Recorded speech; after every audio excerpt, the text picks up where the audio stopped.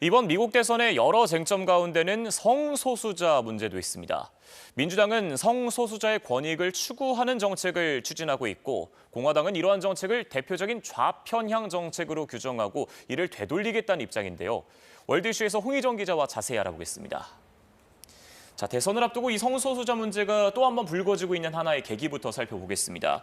자신이 성소수자다 이렇게 밝히는 커밍아웃. 미국 군대에서 커밍아웃을 했다는 이유로 쫓겨났던 군인들이 있었는데 이들이 명예제대하게 됐습니다. 네, 미 국방부는 성적 지향을 밝혔다는 이유로 군에서 쫓겨났던 800명 이상의 퇴역 군인들이 명예제대를 하게 될 것이라고 발표했습니다. 1년 전부터 퇴역 군인 기록을 재검토하기 시작했고 이번에 그 결과가 나온 건데요.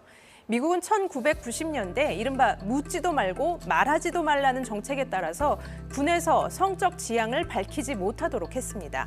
이때 자신이 성소수자임을 밝힌 수천 명이 군대에서 쫓겨나게 됐는데요.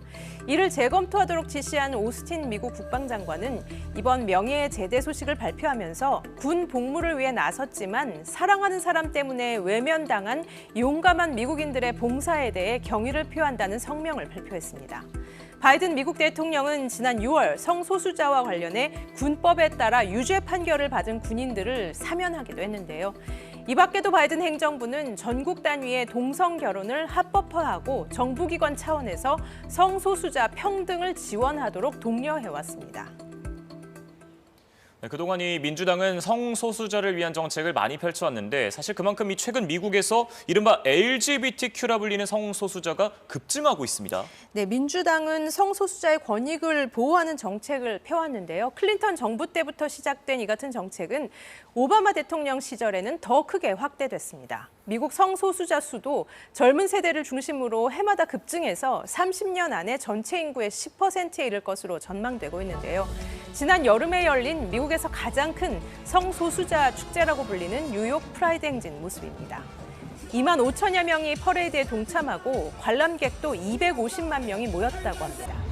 뉴욕뿐 아니라 샌프란시스코, 시카고 등 주요 도시에서 이런 행진이 있었고 주요 언론들이 이 소식을 다뤘는데요. 미국 최대 성소수자 단체인 휴먼 라이츠 캠페인은 민주당을 적극 지지하고 있습니다. 수백억 원의 후원금을 낼 뿐 아니라 정치 광고와 유세 지원 등 전방위적으로 민주당을 지원하고 있습니다. 이들은 성소수자의 권익을 위해 민주당이 지속적으로 더 많은 정책을 펼 것을 요구하고 있습니다. And I think we need to continue to speak out against what's happening to women in the country and LGBTQIA as well as minorities.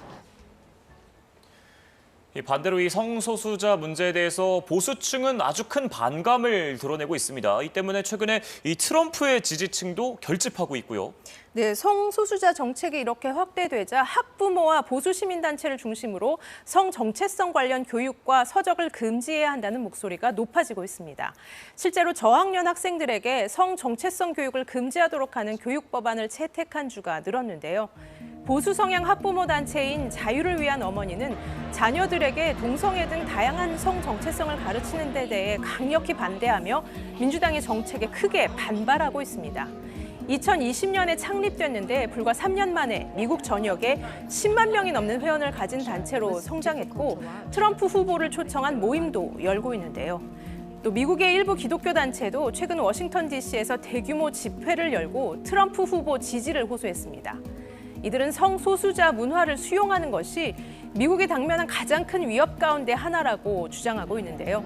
이렇게 보수 학부모 단체와 기독교 단체 등 종교 단체 중심으로 민주당의 성소수자 정책에 반대해서 트럼프를 지지하고 있는 목소리가 커지고 있습니다. We have to make a line of demarcation when it comes to this whole trans ideology when they're trying to go in and push this on kids and also having drag queens and all these other people kind of read to little kids and those types of things. I have nieces and nephews and I don't think that's a cool thing.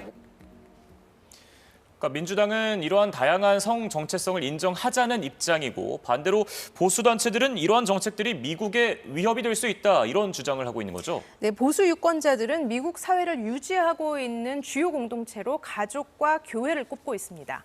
그런데 성 정체성의 다양성을 인정하는 걸 넘어서서 장려하게 되면 가족뿐 아니라 교회 등 미국의 핵심 공동체가 해체될 수도 있다는 점을 가장 우려하고 있습니다. 특히 민주당이 성소수자 차별 방지 정책을 넘어서서 성 중립 화장실을 공공기관에 설치하도록 하는 정책 등을 펼치자 너무 과도하다는 거부감이 보수 유권자 중심으로 터져나오고 있는 겁니다. 지난 3월 트랜스젠더 관련 기념일에 바이든 대통령이 트랜스젠더는 용기 있는 사람들이라며 격려했는데 마침 이날이 부활절과 같은 날이어서 미국 기독교인들이 크게 분노했다고 합니다. 성소수자가 많이 늘어나면서 점차 미국에서 중요한 문제가 되고 있는데 이번 대선에 어떤 영향을 줄지 주목되고 있습니다. 네, 어제 짚어봤던 펜실베이니아 흑인들의 표심에 이어서 오늘 또 살펴봤던 이 성소수자의 표심까지 앞으로 어떤 결과를 낳을지 계속해서 지켜보겠습니다. 월드 이슈 홍희정 기자와 함께했습니다. 잘 들었습니다.